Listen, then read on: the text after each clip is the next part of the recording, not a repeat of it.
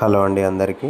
ఈ వీడియోలో గొర్రెపోటెలలో వచ్చే రోగాలు మరియు వాటికి వాడే మందుల ఉపయోగాలు, ఏ రోగం వస్తే ఏ మందు ఇవ్వాలి, ఎట్లా తెలుసుకోవాలి ఏ రోగం ఏంటి అనేది ఈ వీడియోలో ఫుల్ ఇన్ఫర్మేషన్ ఇస్తాను.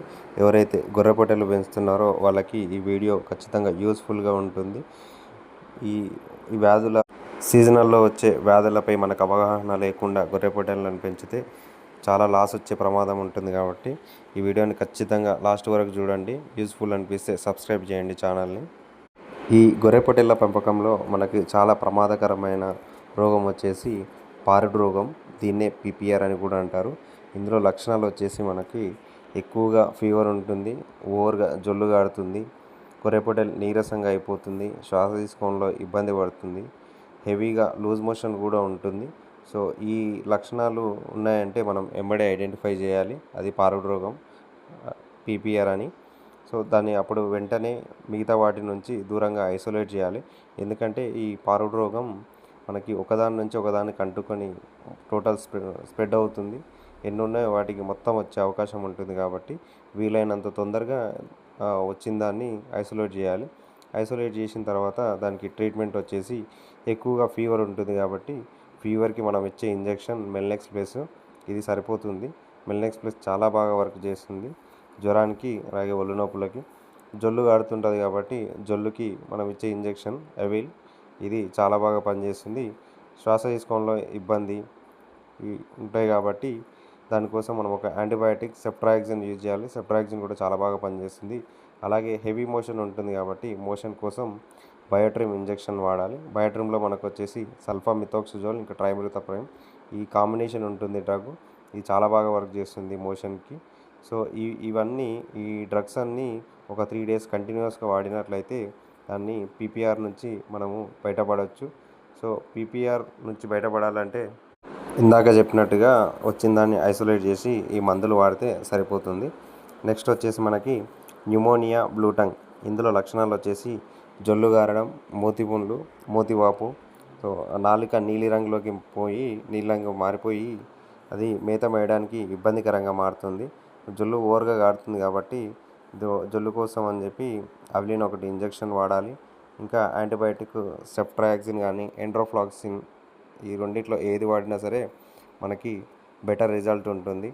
అట్లానే వాటర్లో కొంచెం వేడి వాటర్లో పొటాషియం పర్మాంగనేట్ రాళ్ళేసి ఆ వాటర్తోని పొద్దున ఒకసారి సాయంత్రం ఒకసారి మూతిని కడిగినట్లయితే మూతి పుండ్లు తగ్గిపోయి మనకి తొందరగా రికవర్ అయ్యే అవకాశం ఉంటుంది. అలాగే గొర్రెపోటలు కానీ గొర్రె కానీ ఈ డిసీజ్ వచ్చినప్పుడు అవి మేత మేయవు కాబట్టి వాటికి రాగి జావ కానీ ఎనర్జీ డ్రింక్స్ కానీ తాగించినట్టయితే అవి ఈ వ్యాధుల నుంచి మనకు తొందరగా బయటపడే అవకాశం ఉంటుంది.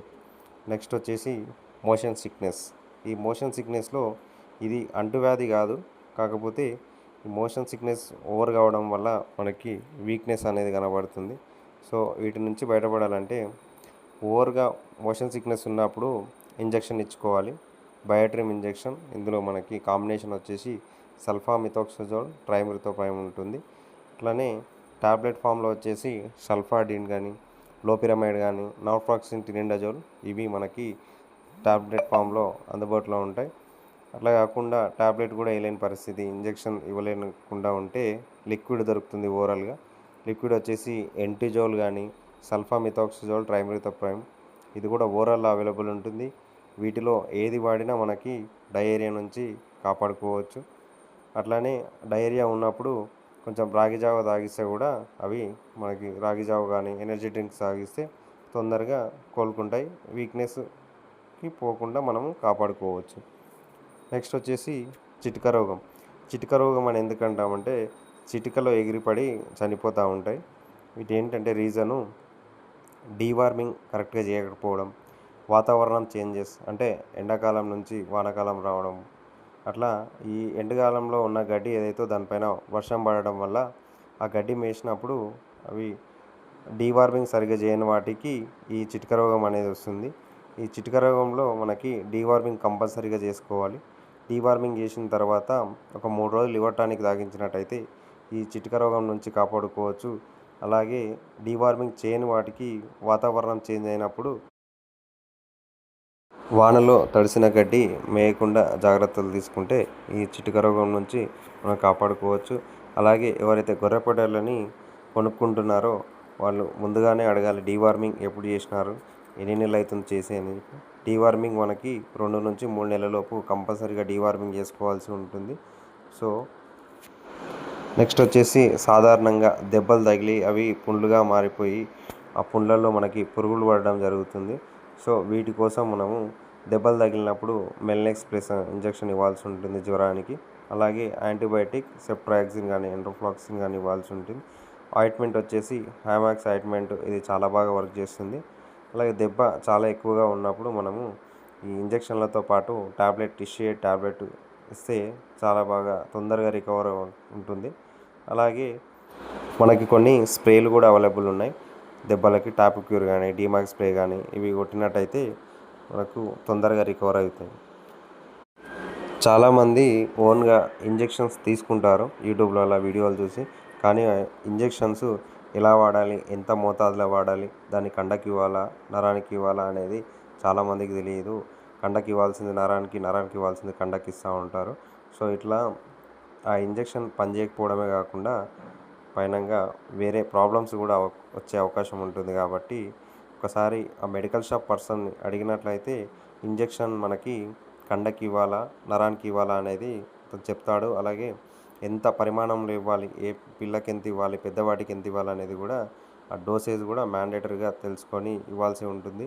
ఎందుకంటే డ్రగ్ ఓవర్ డోసేజ్ ఇస్తే అది మనకు యూస్ఫుల్ కంటే వేరే రియాక్షన్స్ ఎక్కువ ఉంటాయి. సో అప్పుడు మనం డబ్బులు పెట్టి మరీ ప్రాబ్లమ్స్ని కొనుక్కున్నట్టు అవుతుంది. కాబట్టి ఒక్కసారి మెడికల్ షాప్ పర్సన్ అడిగేసి అవి యూజ్ చేయాల్సి ఉంటుంది. అలాగే ఇంజెక్షన్స్ పైన మనకి క్లియర్గా ఇస్తాడు, ఐఎం అని చెప్పి, ఐవి అని చెప్పి. ఐఎం అంటే కండకి ఇవ్వాలి, ఐవి అంటే ఇంట్రావీనస్ నరానికి ఇవ్వాలి. సో ఇలా చాలా రకాలు ఉంటాయి. కాకపోతే మనకి ఈ 2 మేజర్గా మనం వాడతాం కాబట్టి ఈ 2 ఒక్కసారి చూసుకొని ఇంజెక్షన్ వేసుకున్నట్టయితే, అలాగే డోసేజ్ కూడా పరిమితికి మించకుండా వాడుకున్నట్లయితే మనకి మంచి రిజల్ట్స్ ఉంటాయి. ఈ వీడియో మీకు వర్తీ అనిపిస్తే ప్లీజ్ ఒక్క షేర్ చేయండి, కామెంట్ చేయండి, అలాగే ఛానల్ని సబ్స్క్రైబ్ చేయండి.